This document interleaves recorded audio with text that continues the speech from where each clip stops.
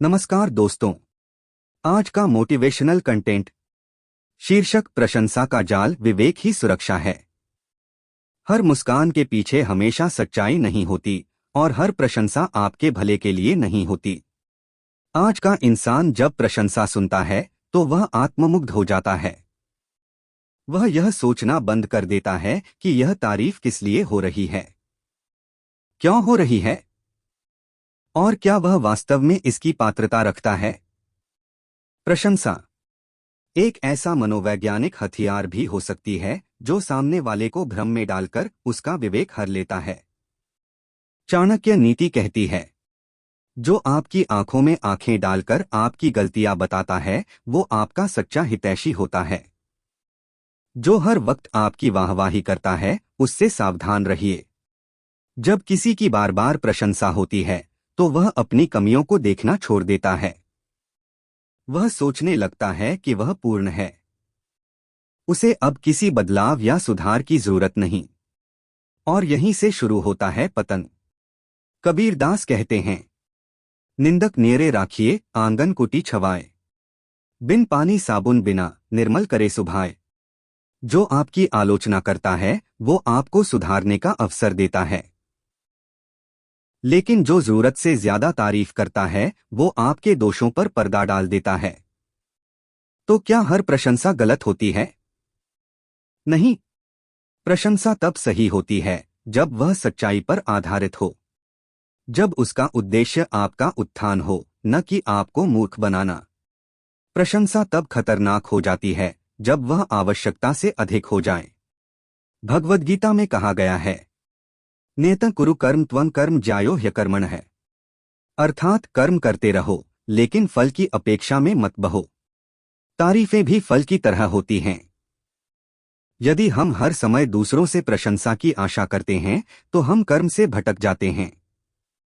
अति हर चीज की बुरी होती है, चाहे वो निंदा हो या प्रशंसा। जब कोई आपकी प्रशंसा करे तो एक बार ठहरकर सोचिए, क्या आपने वास्तव में कुछ ऐसा किया है जो प्रशंसा के योग्य है, या फिर यह सिर्फ एक भ्रम है जो आपको आपके मार्ग से भटका सकता है। प्रशंसा अगर सोचने पर विवश करे तभी वह मूल्यवान है। जो प्रशंसा सोचने की शक्ति छीन ले वह जहर है। एक राजा के दरबार में एक बार एक कवि ने सुंदर कविता सुनाई। राजा ने उसे 100 स्वर्ण मुद्राएं भेंट की। राजा के मंत्री ने कहा, महाराज कविता तो सुंदर थी पर इनाम कुछ ज्यादा नहीं है।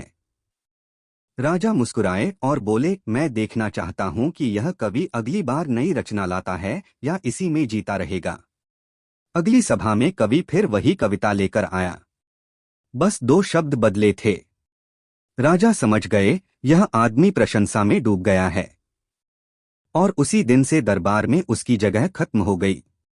जब हम प्रशंसा में डूब जाते हैं तो अपनी रचनात्मकता और मौलिकता खो बैठते हैं। अहंकार सबसे पहले तारीफ से जन्म लेता है और उसी में मर भी जाता है। जब भी कोई आपकी तारीफ करे तो मंशा को समझिए, योग्यता को आकिए और मन को स्थिर रखिए। मन को बुद्धि से संयमित करना ही सच्ची चेतना है। ऐसा श्री कृष्ण ने अर्जुन से कहा था। इसलिए तारीफ सुनो, पर विवेक के तराजू में तौल कर ही स्वीकार करो, क्योंकि प्रशंसा कई बार आपके आत्मविकास के मार्ग में सबसे बड़ा अवरोध बन जाती है।